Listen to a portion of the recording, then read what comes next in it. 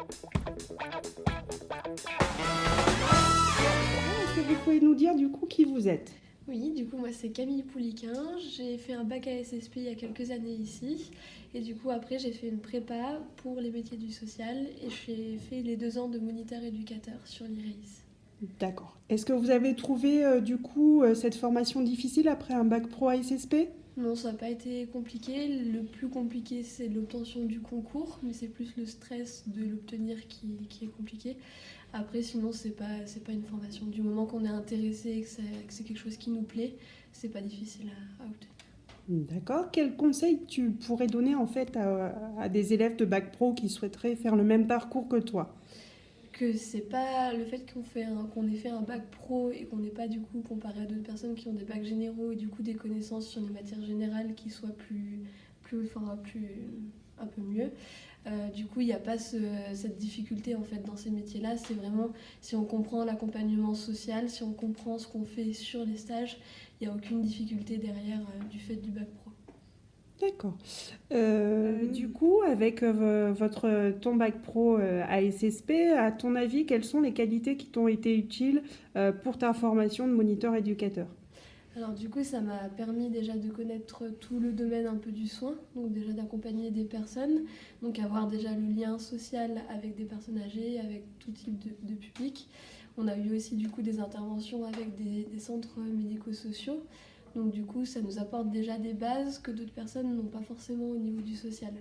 Et ensuite, du coup, on a déjà des matières, des choses où du coup on a de l'avance. Il y a des cours qui sont à l'IREIS sur les premières années que nous on a déjà vu du coup pendant ce bac.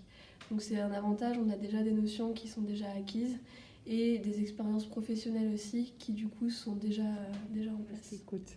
Alors du coup, ce qui est super aussi avec le bac, c'est que du coup, on obtient le BEP sanitaire et social, enfin l'équivalence, et que du coup, à la sortie de notre bac, pendant notre prépa par exemple, qui n'est pas du coup sur une semaine complète de cours, on peut du coup aussi déjà commencer à travailler dans des structures médico-sociales.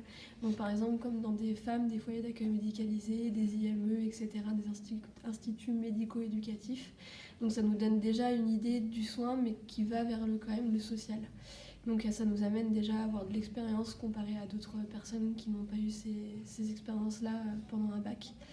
Et ensuite, du coup, par la suite, moniteur éducateur, pour remettre un peu les domaines dans lesquels on peut travailler, il y a vraiment le domaine de la réinsertion, donc du coup des personnes sans domicile fixe, des personnes qui ont des situations compliquées comme des femmes battues, etc., des personnes qui ont des troubles psychologiques, qui ont besoin d'être accompagnées vers la réinsertion sociale.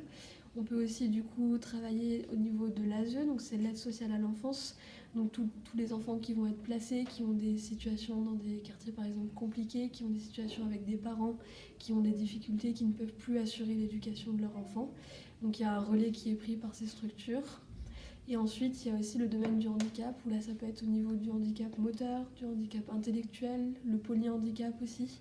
Ça peut être des accidents, donc du handicap seulement moteur qui est arrivé au cours de certaines années, et du handicap aussi psychique, du coup, qui est en grande augmentation ces dernières années. Ok, merci beaucoup pour ta venue.